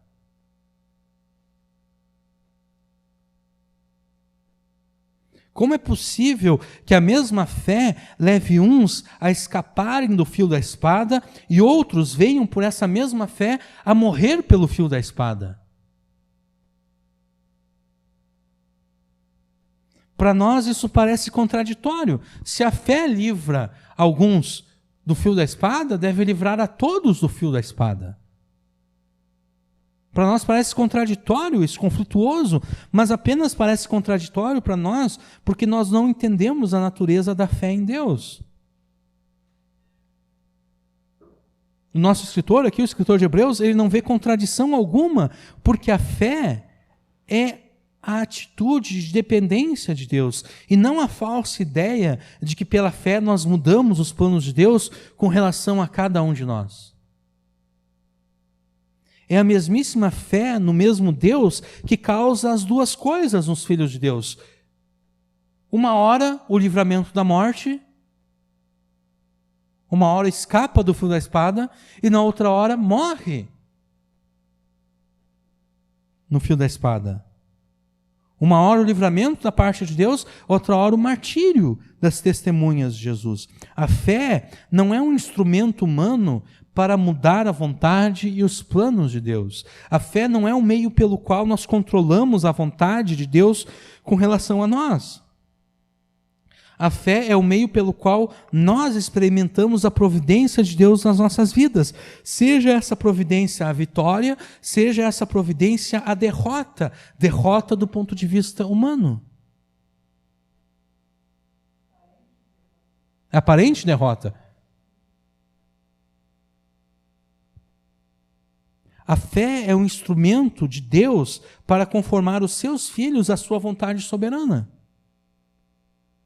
Por isso que é a mesma fé aqui.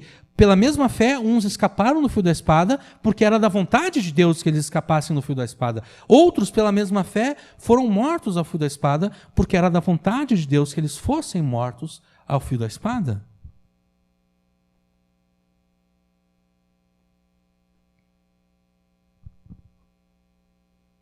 Por isso não há contradição aqui. A fé é um instrumento pelo qual Deus garante que nós receberemos as suas promessas depois de termos nos conformado à sua vontade. Seja essa vontade algo agradável, como escapar do fio da espada, ou seja essa vontade algo desagradável, como é morrer pela espada.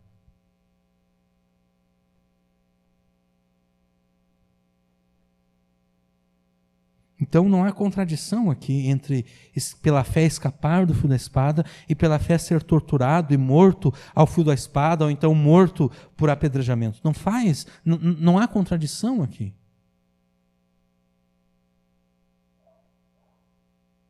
Ainda no versículo 37, outros pela fé andaram vestidos de peles de animais, necessitados, desamparados, aflitos e maltratados. Outros também pela fé andaram vagando por desertos e montes, por cavernas e pelos buracos da terra, pelos antros da terra.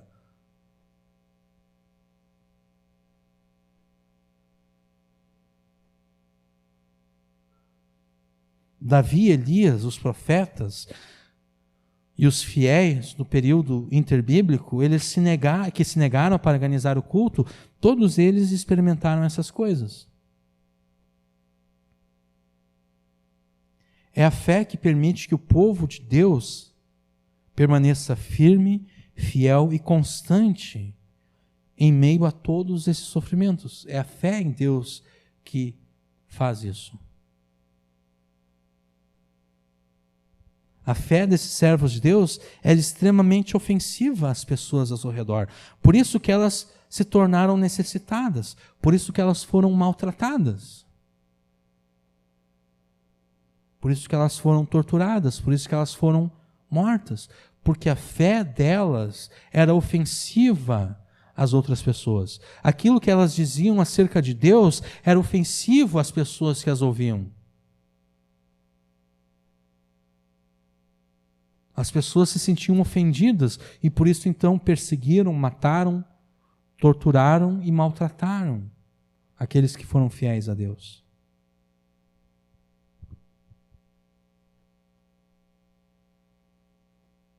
O mundo e os pecadores acham que o povo de Deus não merece viver. E por isso eles os castigam, os maltratam, os matam. Mas Deus afirma que é o mundo pecador que não é digno do seu povo fiel entre eles, dos quais o mundo não era digno.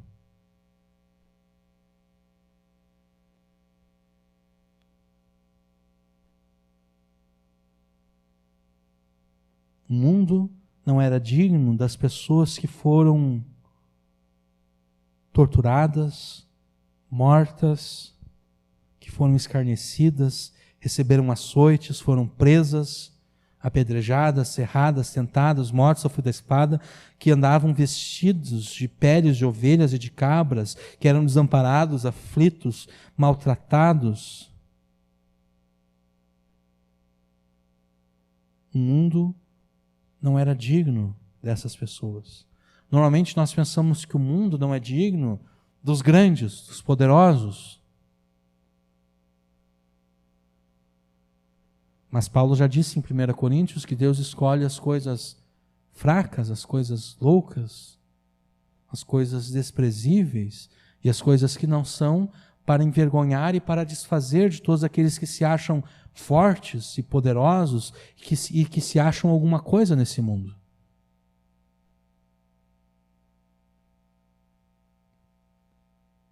Que honraria é essa de ouvir Deus falando que o mundo não era digno daqueles que creram nele?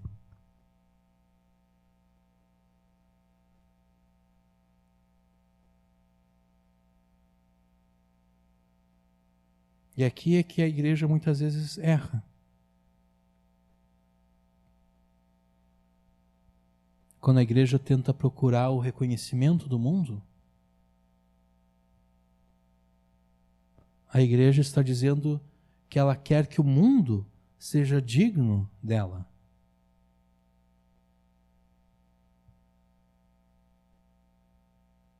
A igreja comete o mesmo erro que Israel cometeu a pedir para si um rei. Nós queremos ser como as demais nações. A igreja quer ser como os demais povos desse mundo. Quer ser reconhecido pelos poderosos desse mundo, pelos governantes desse mundo. A igreja quer que o mundo seja digno dela. Deus quer que o mundo não seja digno dela, mas a igreja quer que o mundo seja digno dela. A igreja quer se rebaixar à posição do mundo, em vez de ser elevada à posição de povo de Deus, povo exclusivo de Deus.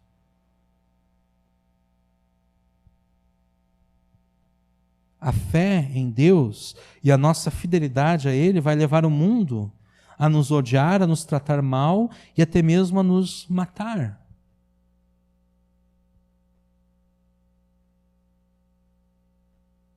E isso deve nos lembrar, então, que se o mundo nos trata bem, que os seus incrédulos nos tratam bem, então tem alguma coisa errada conosco. Não tem nada de errado com o mundo. Tem alguma coisa de errada conosco. Bem-aventurados sereis quando os homens vos odiarem, quando vos expulsarem da companhia deles, vos insultarem e rejeitarem o vosso nome como indigno por causa do Filho do Homem. Alegrai-vos nesse dia e exultai, porque a vossa recompensa no céu é grande, pois os antepassados deles fizeram o mesmo com os profetas. Mas ai de vós que sois ricos, porque já recebestes a vossa consolação. Ai de vós que agora vos estáis satisfeitos, porque passareis fome. Ai de vós que agora estáis rindo, porque vos lamentareis e chorareis. Ai de vós quando todos os elogiarem, porque os antepassados deles fizeram o mesmo com os falsos profetas. Quando o mundo trata a igreja bem, quando os incrédulos tratam a igreja bem, quando os poderosos tratam a igreja bem, quando os governantes tratam a igreja bem,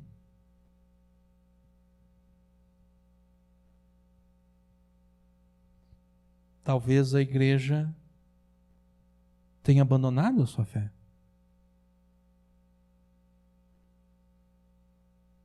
Porque não é natural que isso aconteça. O natural é que o mundo incrédulo, os pecadores, odeiem o povo de Deus e tratem mal o povo de Deus.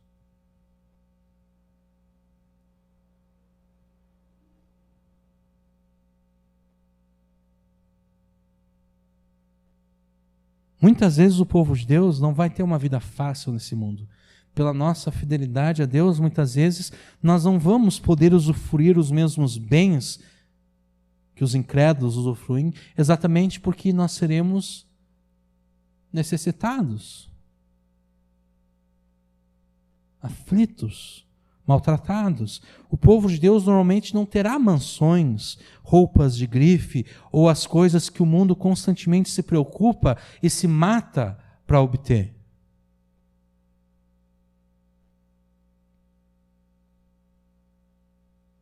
O povo de Deus normalmente não tem todas essas coisas exatamente porque eles são fiéis a Deus.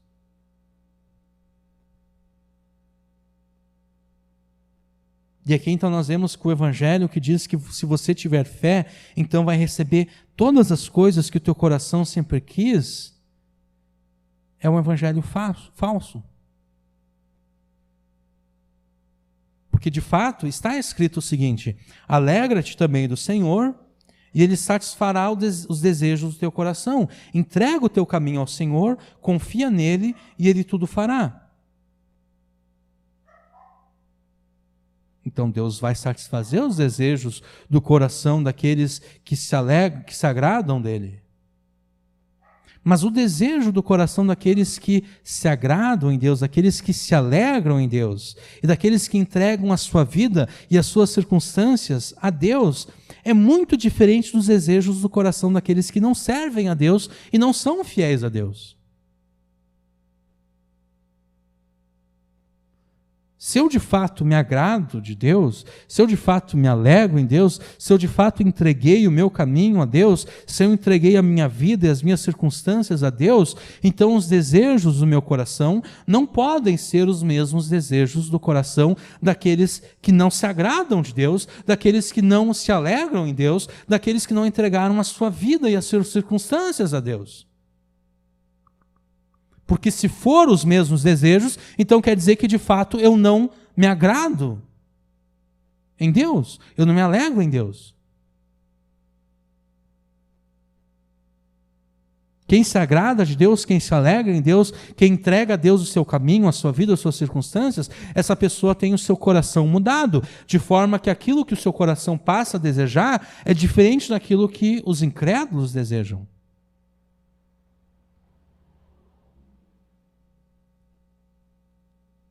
Então, o Evangelho que promete entregar para você tudo o que o coração dos incrédulos deseja é um Evangelho falso.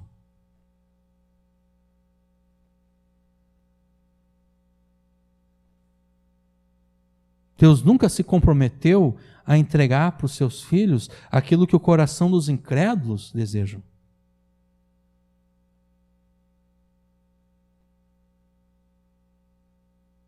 Se nós amamos, lembrando daqueles versículos que nós citamos antes, se nós amamos a Deus de fato com todo o nosso coração, isso quer dizer que o nosso coração deve desejar aquelas coisas que Deus deseja.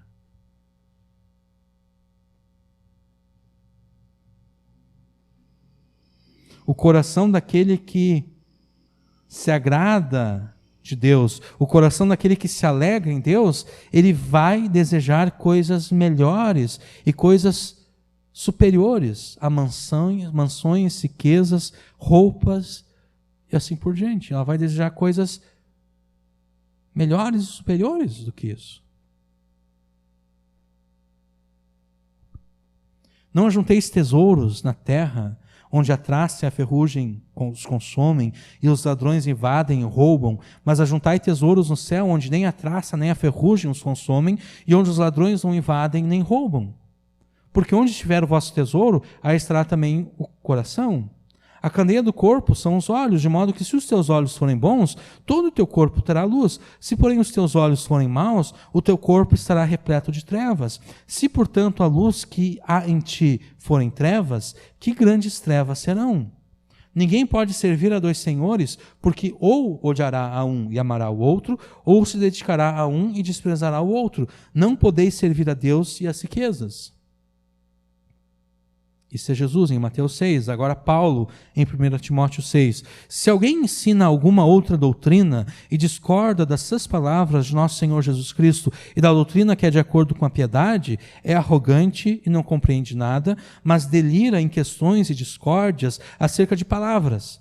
Dessas coisas nascem invejas, brigas, calúnias, suspeitas maliciosas, disputas de homens de entendimento corrompido e privados da verdade, que imaginam que a piedade é fonte de lucro. Hoje em dia muita gente pensa que a piedade é fonte de lucro. De fato, a piedade acompanhada de satisfação é grande fonte de lucro. Aqui Paulo está sendo um pouquinho irônico e sarcástico, porque nada podemos para este mundo, nada trouxemos para este mundo e daqui nada podemos levar. Por isso devemos estar satisfeitos se tivermos alimento e roupa. Mas os que querem ficar ricos caem em tentação, em armadilhas, em muitos desejos loucos e nocivos que afundam os homens na ruína e na desgraça, porque o amor ao dinheiro é a raiz de todos os males. E por causa dessa cobiça, alguns se desviaram da fé e se torturaram com muitas dores. E a gente tem que entender que não é errado e não é pecaminoso trabalhar e se esforçar para ter uma vida melhor. Não é errado.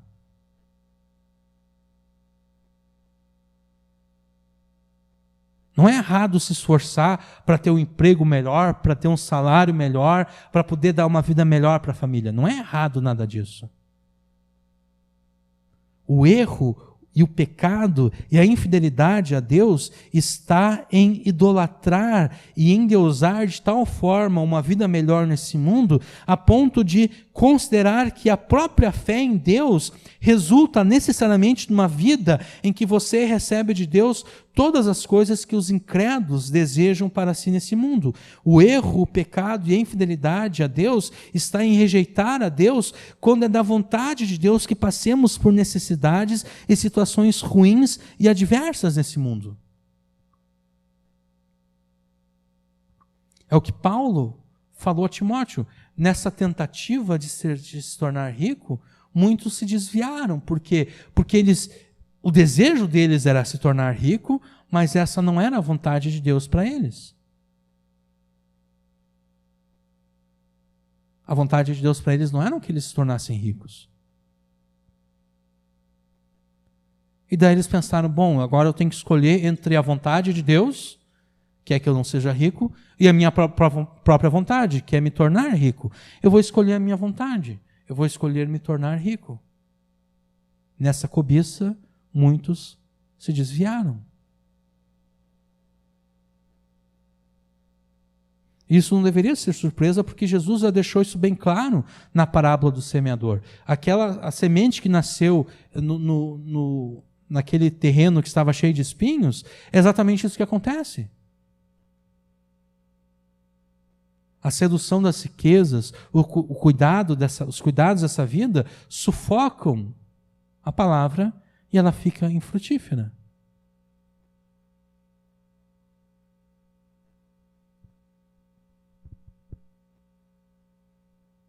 Em nenhum lugar a Escritura promete que aqueles que são fiéis a Deus vão ter uma vida fácil e tranquila nesse mundo.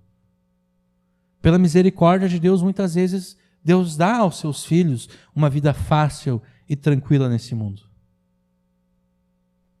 Mas Deus nunca prometeu que essa vida fácil e tranquila vai continuar assim para sempre nesse mundo.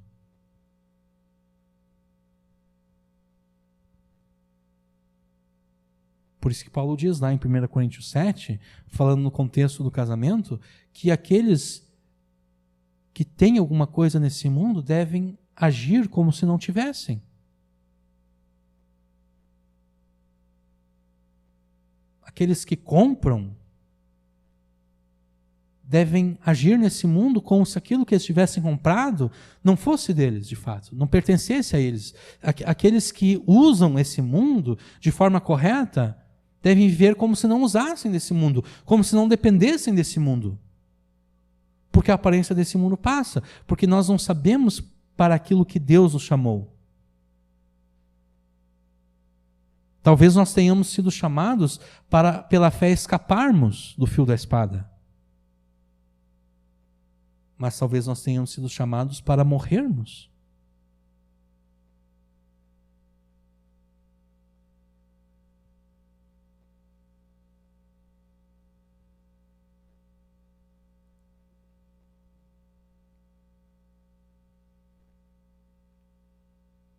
Nós devemos estar preparados pela fé a ser mais do que vencedores aos olhos de Deus e, ao mesmo tempo, mais do que perdedores e derrotados aos olhos do mundo.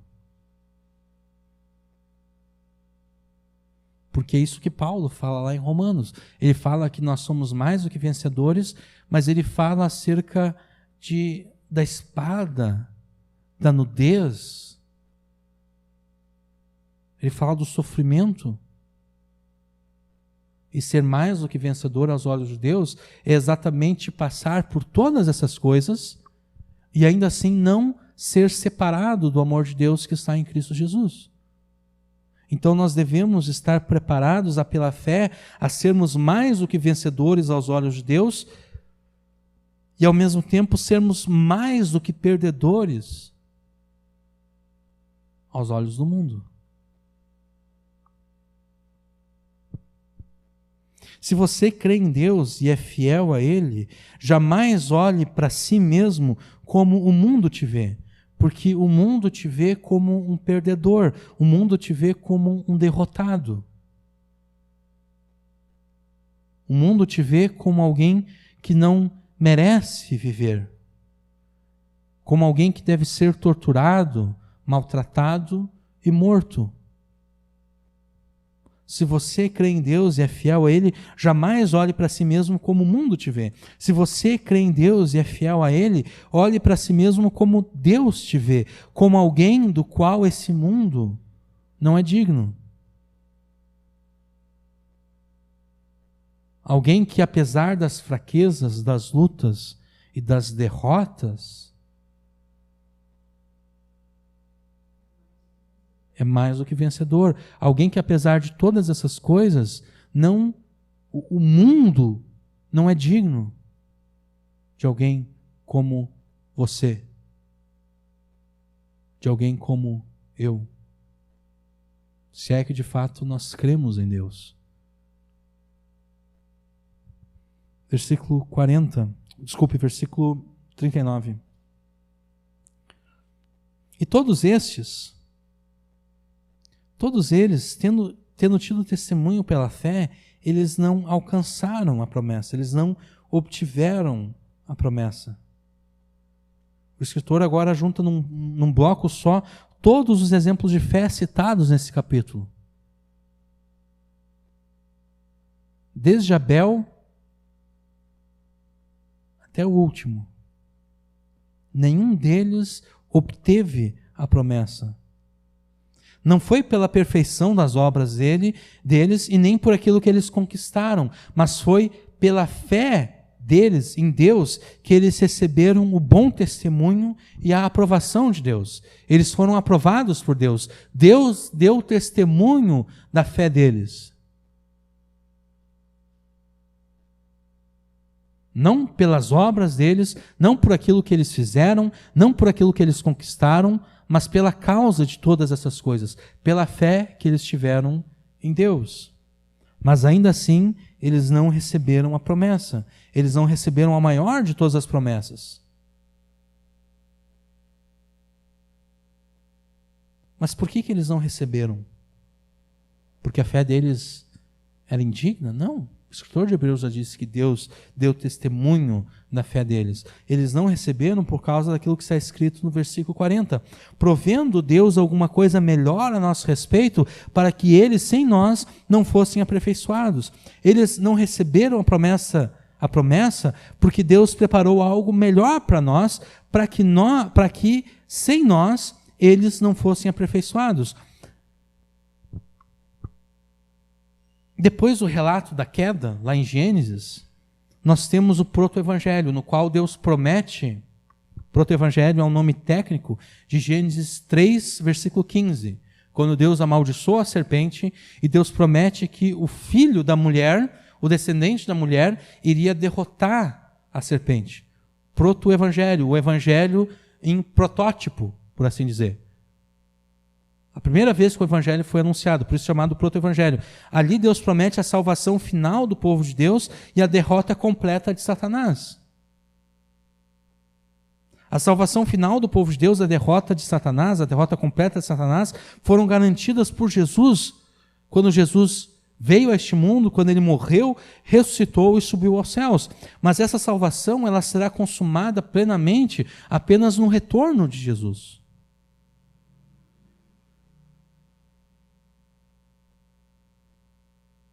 O escritor de Hebreus também citou a aliança que Deus fez com Abraão, no qual estão contidas as promessas de uma descendência inumerável e da posse da terra. O povo de Deus, na antiga aliança, de fato recebeu a terra. Os filhos de Abraão receberam a terra de Canaã. Mas o escritor de Hebreus deixou claro que a posse da terra de Canaã aponta para algo maior e mais glorioso.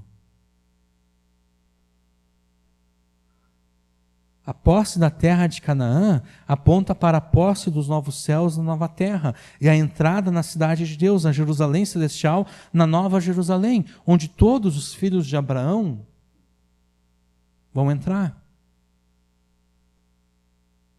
Então o povo de Deus na antiga aliança recebeu o cumprimento das promessas, mas não o cumprimento final e absoluto da maior de todas as promessas de Deus. E a promessa fundamental de Deus se chama Emanuel, Deus conosco.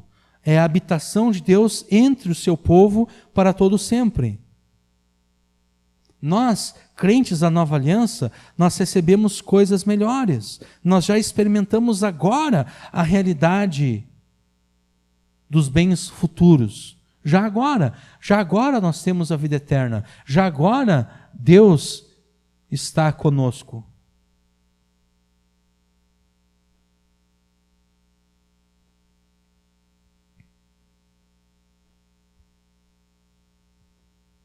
Por causa da fé operada por Deus entre o seu povo na antiga aliança, Jesus veio a esse mundo.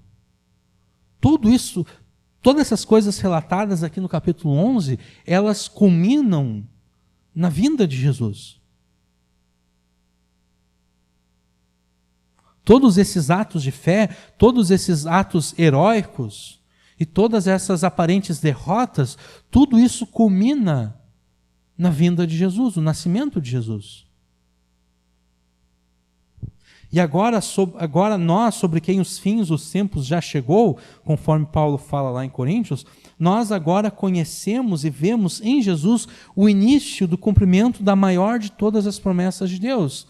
E através da nossa fidelidade a Deus, no contínuo crescimento e edificação da igreja, nós cooperamos com as vitórias de Jesus nesse mundo, até que todos os seus inimigos sejam derrotados, ou pela conversão a Ele, através da fé no Evangelho, ou então derrotado de fato na derrota da morte. A igreja coopera, ou pelo menos deveria de cooperar, com Jesus nas suas vitórias nesse mundo. E então, quando Jesus tiver terminado de derrotar os seus inimigos,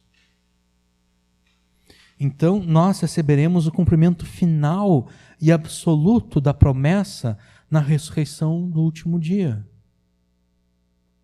Nessa ressurreição melhor. Como é que ele coloca aqui? Uma melhor ressurreição. No estabelecimento dos novos céus, na nova terra e na habitação de Deus conosco, na nova Jerusalém.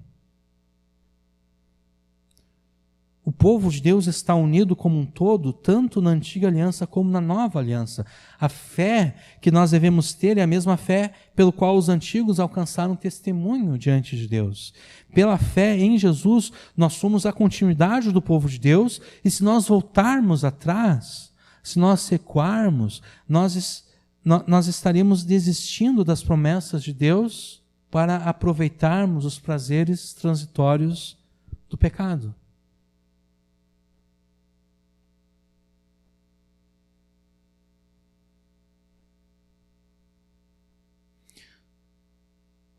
Aqueles que voltam atrás perdem tudo.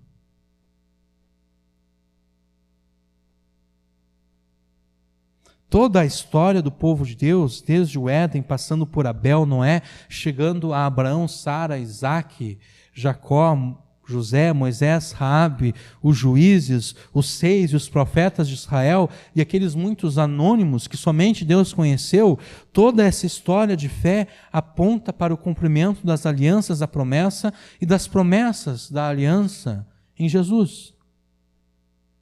Isso deveria de nos encorajar em meio às dificuldades e sofrimentos que nós enfrentamos nessa vida.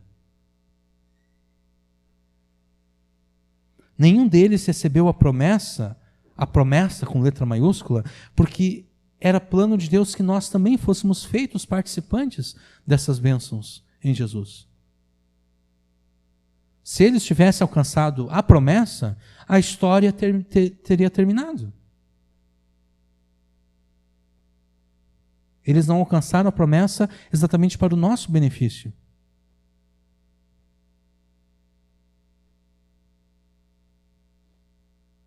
E, na verdade, pensando bem, eles nem poderiam receber a promessa antes da volta de Jesus, porque, como a gente viu há vários capítulos atrás na Epístola aos Hebreus, Jesus é o fiador da aliança. Jesus é aquele que garante o cumprimento da aliança. Então, na verdade, antes da vinda de Jesus, é impossível que eles alcançassem a promessa. É só a partir da vinda de Jesus, de tudo aquilo que Jesus fez, que os crentes em Deus alcançam, de fato, o cumprimento da promessa. Nós vivemos na era do cumprimento. Jesus cumpriu todas as coisas na sua vida, morte, ressurreição e ascensão aos céus. E então a contagem regressiva dos últimos dias começou.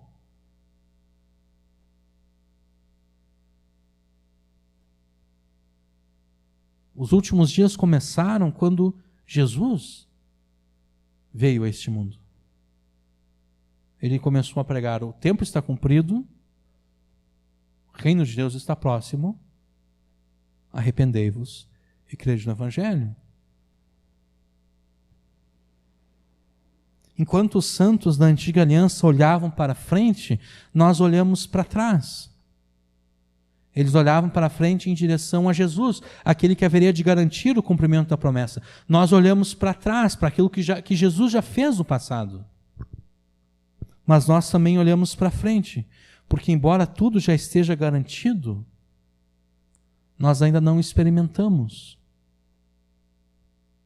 o que nos foi garantido na sua plenitude. É mais ou menos como aquela família milionária, bilionária, que tem os seus filhos, e o pai estabelece uma quantidade que ele vai dar para os seus filhos. E ele coloca tudo numa conta bancária, mas o filho só vai poder mexer naquela conta bancária quando ele for maior de idade. Então o filho tem agora 10 anos de idade, tudo aquilo que está na conta é dele.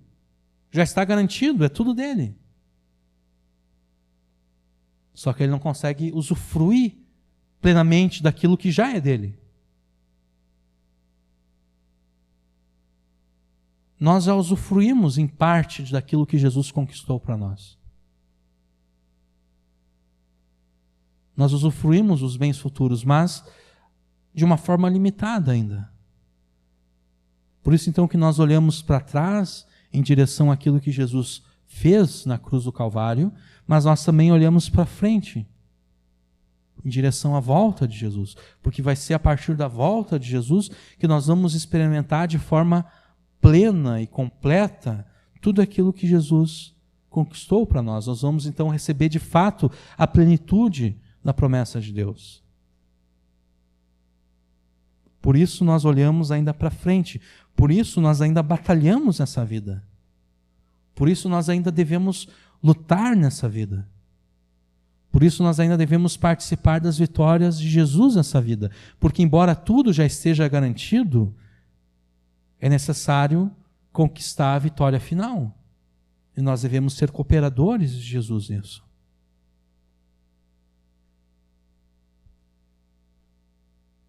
Por isso nós mantemos a fé em Deus até que tudo seja cumprido. Porque a partir do momento em que tudo for cumprido, não há mais necessidade de fé.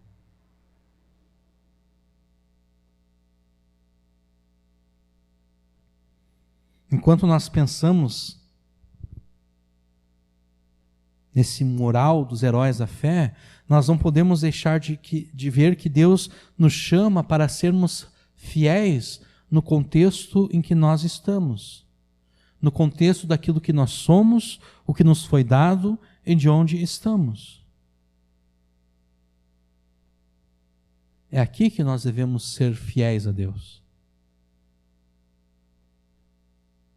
E por vezes pode parecer difícil, mas Jesus diz que essa fidelidade aqui é coisa pequena.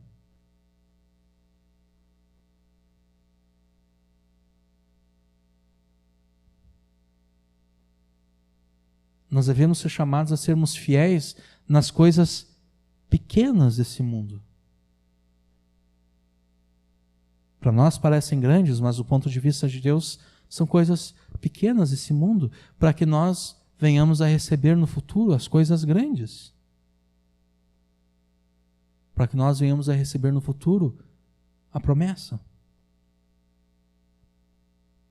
O que nos une a todos como povo de Deus, com os santos da antiga aliança, é que Deus sempre teve no mundo pessoas que disseram a Ele sim, que confessaram: Tu és o meu Deus, eu sou o teu povo, eu sou o teu filho, eu vou te seguir e eu vou te obedecer. Nós somos chamados para essa fidelidade. Nós somos chamados para sermos fiéis aqui e agora. E enquanto nós esperamos o cumprimento pleno da promessa de Deus, que o escritor de Hebreus aqui chama de ser aperfeiçoado, de experimentar a salvação de Deus na sua plenitude, enquanto nós esperamos por isso, pela fé nós podemos ir até Deus em busca daquelas coisas que para nós às vezes até parecem ser grandes, mas que para Deus são coisas pequenas. Porque assim como os santos da antiga aliança, eles conquistaram as promessas, nós também podemos conquistar essas promessas.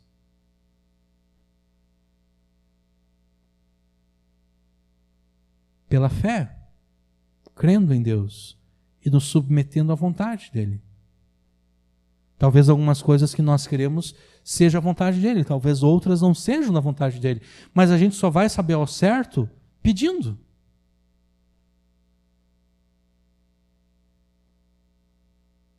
Orando. Se a gente simplesmente assume que não é, a gente não vai orar.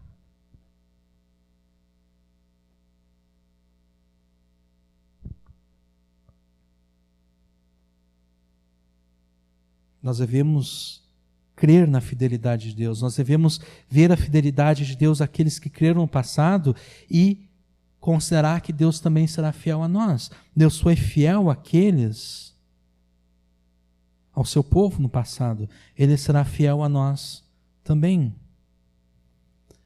Sem fé é impossível agradar a Deus. Sem fé é impossível escapar do juízo de Deus.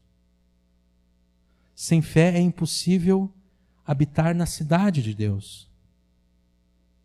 Sem fé é impossível estar entre os filhos de Deus. Sem fé é impossível pertencer a Deus. Sem fé é impossível alcançar a ressurreição dentre os mortos. Sem fé é impossível ter um futuro abençoado e tranquilo com Deus. Sem fé é impossível escapar da ira de Deus. Sem fé é impossível participar da nova criação de Deus em Cristo. E sem fé é impossível alcançar a promessa de Deus. Então, creia em Deus de modo a conquistar e perder todas as coisas, e você alcançará a promessa de Deus. Amém.